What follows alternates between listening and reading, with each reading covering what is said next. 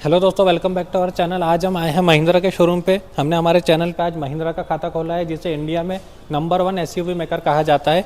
आज हम देखने वाले हैं महिंद्रा की स्कॉर्पियो एन, जिसे खुद महिंद्रा ने बिग डैडी ऑफ एसयूवी कहा है। तो बिग डैडी क्या वाकई में बिग डैडी है? क्या इसमें स्पेस वैसा मिलता है, फीचर्स वैसे मिलते हैं, इंजन उतना पावरफुल मिलता है, क्या इतने सेफ्टी फीचर्स मिलते हैं? तो ये चीज़ आज हम हमारे वीडियो में देखेंगे, detail walk around big daddy of SUV का। ये जो वेरिएंट आप देख रहे हैं, ये इसका Z8L 4 एक्सप्लोर है, मतलब 4 व्हील ड्राइव है। टॉप एंड इसका ये आता है। इसके अंदर हमें Z2, Z4, Z6, Z8 और Z8 में फिर लग्जरी Z8L इतने वेरिएंट मिलते हैं। और ये वेरिएंट के साथ में फिर इसमें 4 व्हील ड्राइव का ऑप्शन है, ट्रांसमिशन के मैनुअल और ऑटोमेटिक का ऑप्शन है। ये सब मिलके हमें बहुत से ऑप्शन इसमें लेने के लिए मिल जाते हैं। तो चलिए इसका डिटेल वॉक अराउंड अब हम देखते हैं और इसकी प्राइसिंग में मैं आपको बता देता हूँ। इसका बेस वेरिएंट आता है Z2 पेट्रोल मैनुअल ट्रांसमिशन। उसका प्राइस आपका स्टार्ट होता है 13.2 लाख एक्स शोरूम से। उसके ऊपर आपको टैक्स वगैरह लग के 3 लाख के आसपास ऑन रोड में पड़ जाएगा। और इसका जो टॉप वेरिएंट है वो है Z8L 4 wheel drive diesel engine automatic. तो इसका प्राइस आपको जाता है 24.5 लाख तक एक्स शोरूम। इसके ऊपर आपको कुछ 4 to 5 लाख तक टैक्स वगैरह लग के ऑन रोड पड़ जाता है। अभी ईयर का एंड चल रहा है, दिसंबर चल रहा है, तो गाड़ियों पे बहुत से ऑफर चल रहा है। आप शोरूम में आके इसकी डिटेल देख सकते हैं। जिस शोरूम में मैं खड़ा हूँ, ये महिंद्रा का न्यू ओपन हुआ है हैदराबाद की नाचाराम सिग्नल के पास में। आप यहाँ पे आके देख सकते हैं। मैंने यहाँ पे मैनेजमेंट से बात भी किया हूँ, मुझे इनका बिहेवियर जो है पोलाइट लगा है। तो मैं आपको सजेस्ट करता हूँ कि अगर आप हैदराबाद में नियर बाय लोकेशन में कहीं रहते हैं तो यहाँ पे एक बार विजिट करके बिग डैडी ऑफ एसयूवी को देखिए।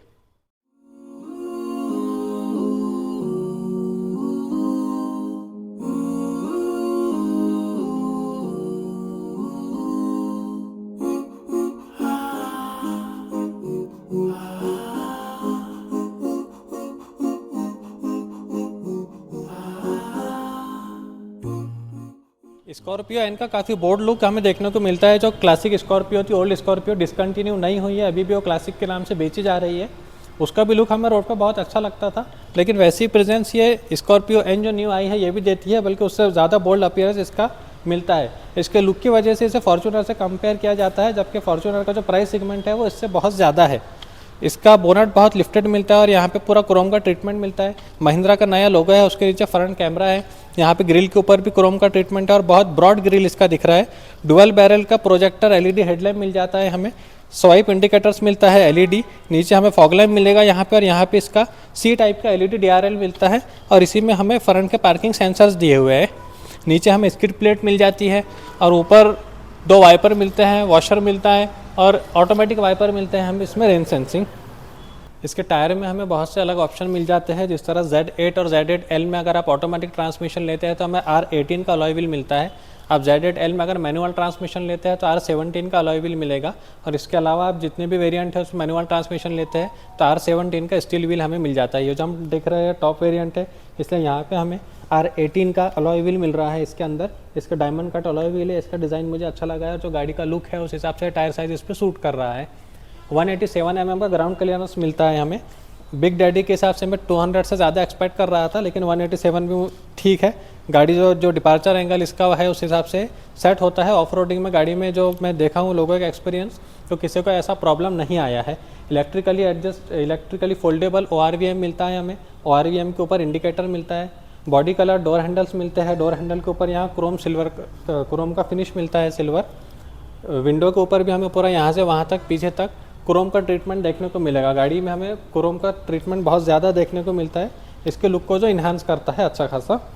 ब्लैक क्लैडिंग मिलेगी हमें पूरी फाइबर की यहाँ पे। और चढ़ने के लिए हमें स्टेप भी मिलता है। इसमें एसयूवी है। गाड़ी का जो आप देख रहे हैं गाड़ी का डायमेंशन स्क्रीन पर, इसकी हाइट वगैरह बहुत ज़्यादा है, बहुत बड़ी लगती है ये गाड़ी।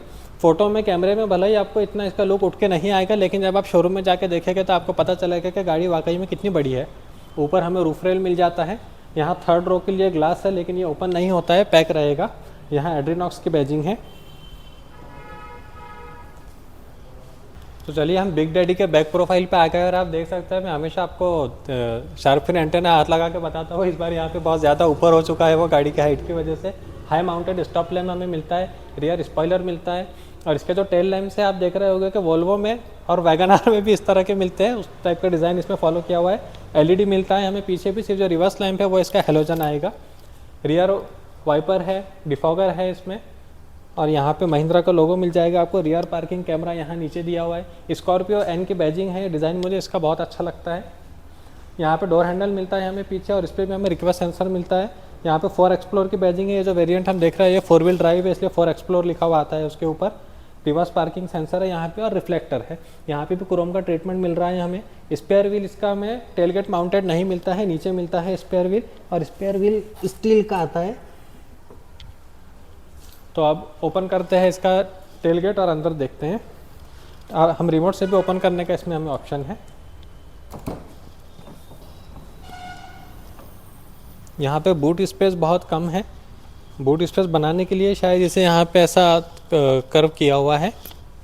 अंदर से भी ओपन करने का ऑप्शन है पीछे बैठ के। यहाँ पे हम सूटकेस वगैरह तो शायद ही रख पाए, कुछ छोटा मोटा सामान वगैरह इसमें रख सकते हैं। ये जो इसकी रियर सीट है ये सिंगल सीट है, 2 सीट इसमें हमें नहीं मिलती है। और इसे हम बूट स्पेस बढ़ाने के लिए इस तरह से फोल्ड कर सकते हैं। ये फोल्ड हुए बाद जब ये 5 सीटर बन जाती है गाड़ी, तो इस तरह का बूट स्पेस हमें 460 लीटर का मिलता है। अगर आप एज अ 5 सीटर यूज़ करना चाह रहे हैं तो इसमें हमें अच्छा बूट स्पेस मिल जाता है। और यहाँ पे फ्लैट सरफेस पहले नहीं मिलती थी, लेकिन अब जो है ये लगा के फ्लैट सरफेस का इंतज़ाम कर दिया हुआ है यहाँ पे। और इसमें नीचे हमें इसकी किट मिल जाती है पूरी। यहाँ पे भी कुछ सामान अंदर रख सकते हैं। और इसका जैक इधर फिट किया हुआ रहता है, यहाँ से निकालना पड़ता है इसे। एक एक्सेसरी सॉकेट भी मुझे यहाँ पे दिख रहा है।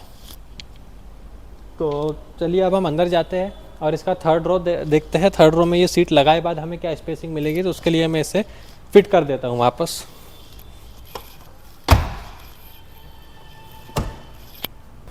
तो पहले इसके डोर्स देख लेते हैं हम दोनों। यह है इसका रियर डोर। अच्छा, इसमें से मैं चढ़ के बैठ सकता हूँ यहाँ पे, और चढ़ने के लिए इसकी ज़रूरत है हमें, डायरेक्ट चढ़ना डिफ़िकल्ट हो जाएगा। यहाँ पे देखिए ये लेदर का ट्रीटमेंट है। ये जो है यहाँ पे यह प्लास्टिक दिया हुआ है ब्राउन कलर का, और उसमें यहाँ पे लेदर का फिनिश है। बीच में पियानो ब्लैक फिनिश दिया हुआ है, और ये सिल्वर कलर का हैंडल है, और यहाँ पे इसका बॉटल होल्डर है। और ये डोर हैंडल पे भी हमें ये सिल्वर फिनिश मिल रहा है। काफ़ी अट्रैक्टिव डिज़ाइन इसका बनाया हुआ है। यहाँ पे आता है इसका स्पीकर। यहाँ पे बॉटल का ये बना हुआ है कि ग्लास मत रखिए, बॉटल रखिए। तो चलिए इसका फ्रंट डोर ओपन करते हैं। इसमें हमें 6 वे पावर एडजस्टेबल ड्राइवर सीट मिलती है। डेड पेडल प्रॉपर दिया हुआ है, क्योंकि हम जो वेरिएंट देख रहे हैं ये ऑटोमेटिक है, इसमें डेड पेडल मिल जाएगा हमें। उसके बाद यहाँ पे पीछे की तरह ही हमें ब्राउन प्लास्टिक मिलता है। यहाँ पे सेंटर में जो है लेदर का फिनिश है, पियानो ब्लैक फिनिश है, पावर विंडो के कंट्रोल है, इलेक्ट्रिकली एडजस्टेबल ORVM के कंट्रोल्स है। यहाँ पे वही सिल्वर हैंडल है, इधर बॉटल होल्डर है, इधर कुछ सामान रखने के लिए स्पेस है, नीचे स्पीकर आएगा, और यहाँ पे आएगा इसका ट्विटर। तो चलिए अब हम अंदर जाने के पहले 3rd रो से स्पेस देखते हुए आते हैं, क्योंकि कोई भी जब हम 7 सीटर गाड़ी देखते हैं तो उसमें सबसे इंपॉर्टेंट पॉइंट ये होता है कि जो 3rd रो है उसमें स्पेसिंग कैसा मिल रहा है। तो चलिए वहाँ से स्टार्ट करते हैं। तो चलिए अब हम इसके 3rd रो में जाएंगे। हमें 1 टच टम्बल का ऑप्शन यहाँ पे मिलता है। देखिए ये बहुत इजीली फोल्ड हो गई है। अब मैं यहाँ से अंदर चढ़ूँगा और 3rd रो में जाऊँगा इसके। तो दोस्तों 3rd रो में आ गए हम इसके, और आप देख सकते हैं कि मैं यहाँ पे फंस गया हूँ। मेरी हाइट 6 फीट के हिसाब से मुझे यहाँ लेग रूम भी कम हो रहा है, अंडर थाई सपोर्ट तो बिल्कुल नहीं है, और हेड रूम भी इनएडिक्वेट है। थोड़ा आगे सर लेके बैठूँ तो मुझे हेड रूम हो जाएगा, लेकिन अगर मैं पीछे ले रहा हूँ तो मेरा सर यहाँ पे लग रहा है। एडजस्टेबल हेडरेस्ट हमें मिल जाता है, लेकिन मैं आगे सड़क के भी यहाँ पे एडजस्ट नहीं कर पा रहा हूँ। और उसके बाद में हमें एक चीज़ मुझे और वो लग रही है कि जो सिंगल सीट दी हुई है, तो हम ऐसा नहीं कर सकते कि 6 लोगों को बैठना है तो एक सीट को टम्बल करके हम वहाँ पे कुछ सामान रख दिए। ये पूरी सीट टम्बल होती है, नहीं तो नहीं होती है। और ये जो सामने की सीट है ये स्लाइड भी नहीं होती है, तो मैं इसे आगे करके भी इसमें अपने लिए कुछ लेग रूम नहीं बना सकता हूँ। तो ये पॉइंट मुझे थोड़ा प्रैक्टिकलिटी में, जो चीज़ हम ट्राइबर में देखे थे तो उसमें सीट से एडजस्ट होकर हम पीछे 3rd रो में स्पेस बना सकते थे, वो चीज़ मुझे यहाँ बिग डैडी में नज़र नहीं आ रही है। तो मैं थोड़ा डिसअपॉइंट हुआ हूँ 3rd रो को लेकर, क्योंकि मुझे ये गाड़ी पर्सनली बहुत पसंद है स्कॉर्पियो। तो बचपन से ही मैं स्कॉर्पियो क्लासिक का पहन रहा हूँ, और जब से ये लॉन्च हुई मैं इसे भी पसंद करता हूँ। यहाँ हमें 3rd रो में यहाँ डोर हैंडल साइड में आर्मरेस्ट मिल जाता है। एक्सेसरी सॉकेट में बताया हूँ आपको। हैंडल मिल जाता है पकड़ने के लिए। यहाँ पे लाइट मिल जाता है, शायद गाड़ी ऑन हुए बाद ये लाइट ऑन होता है। और बस स्पेस का मुझे यहाँ पे थोड़ा प्रॉब्लम हो रहा है। तो अब 2nd रो में चलते हैं और उसमें देखते हैं क्या मैटर है। एक काम कीजिए, आप आके बैठिए यहाँ पे, एक बार आप भी स्पेस चेक कीजिए। आ जाइए आप। मेरी हाइट 185 सेंटीमीटर है, जो कि ऑलमोस्ट 6'2" होती है। अब मैं अंदर जाके देखता हूँ कि कैसे फील होता है। थोड़ा सा प्रॉब्लम तो है मुझको अंदर तो जाने में। इजीली चले गए। तो ये मैं बैठ गया हूँ, फंस गया हूँ मैं इसमें एक तरह से। पीछे मुझको कुछ जगह तो है नहीं हेड के लिए। नेक रेस्ट भी अच्छा है, नहीं हेड रेस्ट है मेरे, ये नेक रेस्ट हो गया, बट ठीक है एडजस्ट कर लूँगा मैं। यहाँ पे एडजस्ट नहीं हो रहा है मुझसे, किसी भी तरह से मैं एडजस्ट नहीं कर पा रहा हूँ इसके अंदर।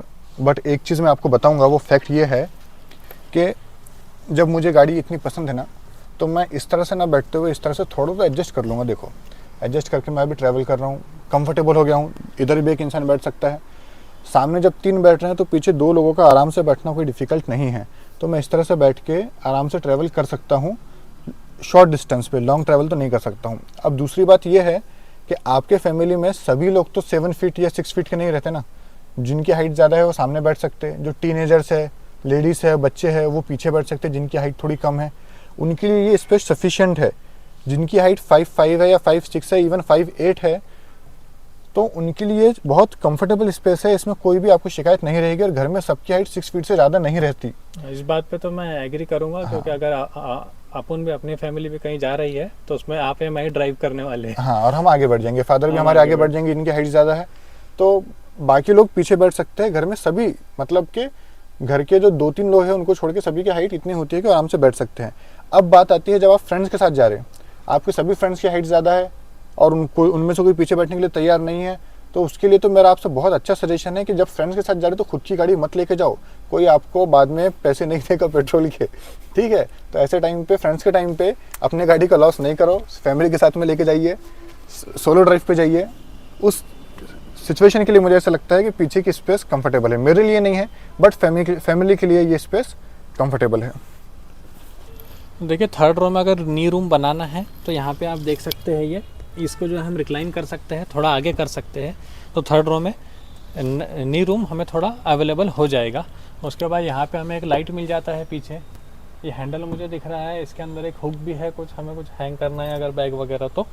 सेंटर में AC वेंट्स मिलते हैं, AC वेंट्स के ब्लोअर का कंट्रोलर यहाँ पे दिया हुआ है। 3rd रो में AC वेंट नहीं मिलते हैं, और उसमें जो 2nd रो के AC वेंट है वो भी नीचे है, ऊपर नहीं है। तो 3rd रो वालों को कोई डायरेक्ट ऐसी ब्लोअर की हवा तो नहीं लगेगी, वो चीज़ का एक प्रॉब्लम है। उसके बाद यहाँ पे Type-C का चार्जिंग सॉकेट मुझे मिल रहा है, नॉर्मल USB नहीं है। 2nd रो में सिर्फ Type-C मिलता है हमें। 3 पॉइंट सीट बेल्ट मिल जाते हैं तीनों पैसेंजर के लिए। आइसोफिक्स चाइल्ड हुक मिल जाते हैं हमें। स्कूप आउट करी हुई सीट है, इसलिए 2nd रो में लेग रूम भी बहुत अच्छा है, हेड रूम भी बहुत अच्छा है, और नी रूम भी अच्छा खासा मिल रहा है। और ये सीट्स की जो क्वालिटी है ये बहुत अच्छी है, बहुत कंफर्टेबल इसमें सिटिंग हो रही है। पूरे एडजस्टेबल हेडरेस्ट हमें मिलते हैं इसमें। देखिए, काफ़ी कंफर्टेबल तरीके से मैं इसमें बैठा हूँ, और मैं इस सीटिंग पोजीशन में तो कितनी भी लंबी जर्नी में, कितनी भी लॉन्ग जर्नी पे जा सकता हूँ। यहाँ पे हमें मैगजीन होल्डर भी इसमें मिल जाता है। और एक चीज़, मैं अंदर हाथ डाला तो पता चली मुझे कि मैगजीन होल्डर के अंदर यहाँ पे स्पेशल एक मोबाइल होल्डर भी बना हुआ है। ये चीज़ मुझे बहुत, मतलब पॉइंट आउट करने की चीज़ है, बहुत अच्छी है। इसमें हम मोबाइल डाल दिए, इधर उधर हो जाता है, दूसरी चीज़ों से लगता है, स्क्रैचेस आते हैं। जिसमें एक सेपरेट मोबाइल होल्डर मिला हुआ है जिसमें हम हमारा मोबाइल रख सकते हैं। एक इम्पॉर्टेंट पॉइंट ये भी है कि 2nd रो में 3 लोग आसानी से बैठ सकते हैं या नहीं। तो अगर मेरे जैसे है तो देख लीजिए, मैं तो इतनी जगह में भी बहुत कंफर्टेबल बैठा हूँ, 4 लोग बैठ जाएंगे मेरे जैसे है तो। लेकिन अगर जो हेल्दी लोग हैं, समझ लीजिए पूरा अच्छी तरह से खुल के बैठे हैं, कंफर्टेबल बैठना चाहते हैं, तो भी 3 लोग आसानी से एडजस्ट हो जाएंगे। सेंटर में मुझे लगता है कि कम हेल्थ वाले को किसी को बिठाना पड़ेगा। सेंटर पैसेंजर के तो हमेशा ही थोड़ी मरण होती है, तो उसे यहाँ पे भी एडजस्ट करना पड़ेगा। लेकिन एक चीज़ मुझे ये अच्छी लगी है कि सेंटर पैसेंजर के लिए भी सीट इंटीग्रेटेड हेडरेस्ट दिया हुआ है। एडजस्टेबल भला ही नहीं है, लेकिन थोड़ी इज्जत दी गई है, अपनी नेक्स्ट सेंटर पैसेंजर इस पर लगा के बैठ सकता है। उसके बाद में हमें सेंटर आर्मरेस्ट मिलता है।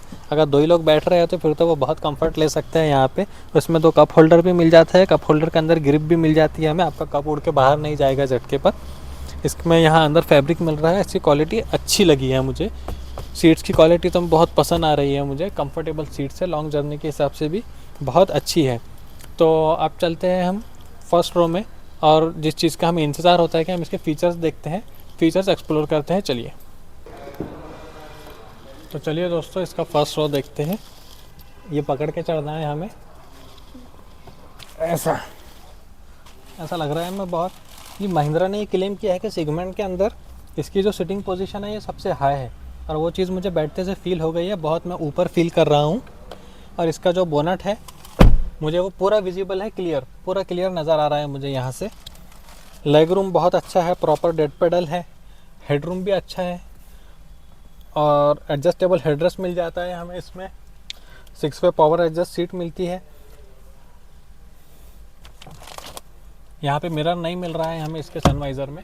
लेफ़्ट साइड में हमें मिरर भी मिल जाता है और मिरर के साथ में ऑटोमेटिक लाइट मिल जाता है। ऊपर हमें सनरूफ मिलता है, सन ब्लाइंड ओपन करते हैं। जो इसका सनरूफ है ये पैनोरामिक नहीं है, लेकिन फिर भी इसका साइज़ अच्छा है, मुझे सफिशिएंट लगा है। यहाँ पे सेंटर में भी सोनी का स्पीकर मिल जाएगा। मैनुअल डिमिंग का IR/VM हमें मिलता है, इसमें ऑटो डिमिंग का ऑप्शन नहीं है। यहाँ पे ये सनग्लास होल्डर है, इमरजेंसी कॉलिंग के 2 बटन है और उसके बाद ये सनरूफ का इसका कंट्रोलर है। सनरूफ ऑन करता हूँ मैं इसका। तो चलिए सनरूफ ओपन करते हैं। अगर हम इसे ऐसा प्रेस करेंगे तो ये थोड़ा यहाँ से उठेगा और अगर हम इसे इस तरह होल्ड करके रखेंगे तो ये पीछे जाएगा। सनरूफ ओपन हो गया है, मेरा हाथ ऊपर है, लेकिन जो मेरी हाइट है उस हिसाब से मुझे ऐसा लग रहा है कि मेरे सर में बहुत हवा लगने वाली है और बालों में पूरी डस्ट जमा हो जाने वाली है, क्योंकि मैं बहुत ऊपर आ गया हूँ। मुझे सीट अपने हिसाब से एडजस्ट करना पड़ेगा। अब मैं इसके कंट्रोल्स देखा नहीं हूँ, इसलिए अभी तो मैं ऐसे ही बैठने को प्रीफर करूँगा। और इसमें हमें महिंद्रा का जो XUV700 में स्टीयरिंग आता है वैसा ही स्टीयरिंग मिल जाता है। इसमें राइट साइड में क्रूज कंट्रोल मिल जाएंगे, लेफ्ट साइड में हमें वॉल्यूम के, मीडिया के, कॉलिंग के कंट्रोल्स मिल जाते हैं। और इधर से हमें सेंटर आर्मरेस्ट मिलता है। इसमें सेंटर आर्मरेस्ट स्लाइड नहीं होता है, इसको अगर हम ओपन किए तो यहाँ पे स्पेस है। स्पेस कम है बहुत, लेकिन थोड़ा स्पेस है, कुछ रख सकते हैं हम। एक कप होल्डर मिल रहा है हमें यहाँ पे। यहाँ 4 एक्सप्लोर देख रहे हैं, इसलिए हमें यहाँ पे टेरेन मोड सिलेक्टर मिल रहा है। 4 हाई और 4 लो के ऑप्शन भी इसमें मिल जाते हैं हमें। यह इसका ऑटोमेटिक गियर नॉब, जिसमें पार्किंग, न्यूट्रल, ये सब चीज़ें इसमें मिलते ही है। पैडल शिफ्टर्स इसमें नहीं है। ऑटोमेटिक वाइपर है, ऑटोमेटिक हेडलैम्प है। यहाँ पे वायरलेस चार्जिंग पैड दिख रहा है और 2 चार्जिंग के सॉकेट दिख रहा है मुझे। दोनों भी नॉर्मल है, एक फास्ट चार्जिंग है, एक स्लो चार्जिंग है। और इधर से पैसेंजर एयरबैग का स्विच है।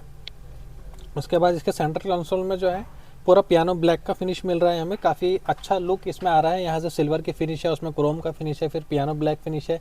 स्क्रीन का साइज़ थोड़ा छोटा लग रहा है मुझे, थोड़ा इससे बड़ा रहता तो ज़्यादा बेटर हो सकता था। इसका जो टच स्क्रीन इंफोटेनमेंट सिस्टम है, इसमें हम स्नैपड्रैगन का प्रोसेसर मिलता है और 2 GB इसमें इंटरनल मेमोरी मिलती है, जिसमें हम हमारा ड्राइविंग एक्सपीरियंस को सेव कर सकते हैं। जो हमारी ड्राइव रहती है उसका इस पर पूरा बिहेवियर सेव कर सकते हैं। एंड्रॉइड ऑटो मिलता है, एप्पल कारप्ले मिलता है। इसका टच का रिस्पांस मुझे काफ़ी अच्छा लगा है। उसके बाद इसमें हमें एड्रीनॉक्स मिलता है, जिसमें 70+ फीचर्स हमें मिल जाते हैं जियो फैंस के। और रिमोट कंट्रोल का हम इसको रिमोट से बाहर से मोबाइल ऐप से कार को ऑन कर सकते हैं, AC ऑन कर सकते हैं। उसके बाद 3 वर्ड नेविगेशन मिलता है हमें। एलेक्सा इनबिल्ट मिलती है इसके अंदर हमें। और इसमें कुछ एप्लीकेशंस हैं। न्यूज़ मिल रहा है हमें यहाँ पे, जस्ट डायल का भी है। जोमेटो मुझे नहीं दिख रहा है, हाँ जोमेटो भी है यहाँ पे। वेदर का अपडेट मिल जाता है। यूज़र प्रोफाइल के भी इसमें ऑप्शंस है। बहुत ज़्यादा ऑप्शन, बहुत ज़्यादा महिंद्रा ने इसको अपडेट किया है। इसकी क्वालिटी भी मुझे काफ़ी अच्छी लगी है। और सोनी के हमें इसमें पूरे स्पीकर्स मिल जाते हैं। उसके बाद यहाँ नीचे आए तो हमें डुअल जोन क्लाइमेट कंट्रोल मिलता है ऑटोमेटिक। ये उसके पूरे कंट्रोल्स मिल रहे हैं हमें। मैक्स AC डिफॉगर के कंट्रोल्स है। और ये नॉब मुझे बहुत अच्छे लगे हैं, जो मैं इसके पहले हैरियर में भी बताया हूँ कि मुझे वो टच वाला जो पैनल है वो इतना पसंद नहीं आया है। उससे ज़्यादा मैं ये बटन को प्रीफर करता हूँ। उसके बाद यहाँ नीचे हमें इमरजेंसी कॉलिंग का बटन है। फ्रंट और रियर के कैमरे का बटन है यहाँ पे, क्योंकि इसमें 360 कैमरा हमें नहीं मिलता है। कैमरा क्यों ऑन नहीं हो रहा मैं नहीं जानता, हाँ कुछ ग्लिच है शायद इसमें, या फिर बैटरी लो हो चुकी है। यह है इसका आइडल स्टार्ट स्टॉप का button, hazard light button, traction control, hill descent control. और ये रहे इसके, फिर मैं आपको AC वेंट्स भी बता दूँ। AC वेंट्स मुझे, जो हम इसके पहले इस टाइप के वैगन आर में देखे थे, उस टाइप के AC वेंट मिल रहा है हमें। लेकिन इसमें रियर पैसेंजर के लिए प्रॉब्लम नहीं होगा, क्योंकि उनको अलग से AC वेंट मिले हुए हैं। डैशबोर्ड का डिज़ाइन मुझे काफ़ी पसंद आया है। ऐसा उठा हुआ डैशबोर्ड है पूरा। और यहाँ पे ये जो लेदर का फिनिश है ये बहुत अच्छा लग रहा है। इस पर सॉफ्ट टच दिया हुआ है। ऊपर तो हार्ड प्लास्टिक है, लेकिन नीचे लेदर का अच्छा खासा सॉफ्ट टच मिल रहा है। यहाँ पे जो ब्राउन आप देख रहे हैं ये लेदर नहीं है, ये प्लास्टिक है। ये रहा इसका हैंड ब्रेक। और ग्लव बॉक्स देख लीजिए, कूलिंग को सपोर्ट करता है ग्लव बॉक्स। साइज़ थोड़ा छोटा लगा है मुझे। यहाँ पे लेग रूम बनाने के लिए इसके साइज़ को थोड़ा कम किया हुआ है, पर अच्छा ही है। अब आते हैं इसके इंस्ट्रूमेंट क्लस्टर के ऊपर। इंस्ट्रूमेंट क्लस्टर हमें इसमें स्पीडोमीटर एनालॉग मिल जाता है, बीच में हमें स्क्रीन मिलता है जिसके अंदर हमें बहुत से फीचर्स मिल जाते हैं। टायर प्रेशर मॉनिटरिंग सिस्टम के साथ साथ हमें इसमें टेम्परेचर भी मिलता है। उसके बाद ड्राइविंग बिहेवियर पूरा उसमें हमें दिख जाता है। टॉर्क एंड पावर मीटर मिलता है, distance to empty, time, average speed कितनी रही है, ड्राइविंग की पूरी इन्फॉर्मेशन हमें इसमें मिल जाती है। Seat belt reminder, door open है तो उसका रिमाइंडर, ये सब चीज़ें तो कॉमन है, हर गाड़ी में मिलती है, तो बिग डैडी में क्यों नहीं रहेगी। उसके बाद में जब हम गाड़ी को ऑफ़ करते हैं तो हम कितना किलोमीटर चले हैं, कितनी एवरेज स्पीड से चले हैं और कितनी देर चले हैं, कितना टाइम, तो वो इन्फॉर्मेशन उसके डिस्प्ले में लिख के आती है। वो चीज़ भी मुझे बहुत पसंद आई है इसके अंदर। जो इसका स्टीयरिंग है इसमें हमें सिर्फ टिल्ट का ऑप्शन मिलता है, टेलीस्कोपिक ऑप्शन नहीं मिलता है। उसके बाद में जो इसके हायर वेरिएंट्स है उसके अंदर इलेक्ट्रिक पावर स्टीयरिंग मिलता है। जो लोअर वेरिएंट्स है उसके अंदर हमें हाइड्रोलिक पावर स्टीयरिंग मिलता है। तो वो आपको लेते टाइम पे देखना पड़ेगा कि आप जो कार चूज़ कर रहे हैं उसके अंदर कौन सा पावर स्टीयरिंग आ रहा है। मैं इलेक्ट्रिक को प्रीफर करता हूँ, इलेक्ट्रिक बहुत स्मूथ होता है एज़ कम्पेयर टू हाइड्रोलिक। और ये यहाँ पे जो इसमें फिनिश दिया हुआ है ये काफ़ी इसे प्रीमियम बना रहा है। ड्राइविंग का तो हम गाड़ी चलाकर ही बता सकते हैं, अभी हम सिर्फ वॉक अराउंड कर रहे हैं। ड्राइविंग की भी मैं कोशिश करूंगा कि हम जल्द से जल्द इसका वीडियो डालें। इस साइड में हमें इंजन स्टार्ट स्टॉप का बटन मिलता है और यहाँ नीचे हेडलाइट लेवलर मिलता है। हुड ओपन करने के लिए लीवर मिलता है और इसके कुछ यहाँ पे डमी बटन्स दिए हुए हैं, कुछ फीचर्स हम इंस्टॉल करें तो वहाँ पर लगा सकते हैं। एक चीज़ और है कि हाइट एडजस्टेबल सीट बेल्ट हमें फ्रंट में नहीं मिलता है, नॉर्मल सीट बेल्ट मिलता है। हाइट एडजस्टेबल मुझे उम्मीद है कि कुछ इसके किसी अपडेट में आ जाएगा। तो ये सब था इसके फ्रंट के बारे में, मुझे नहीं लगता कोई फीचर बाकी रहा है।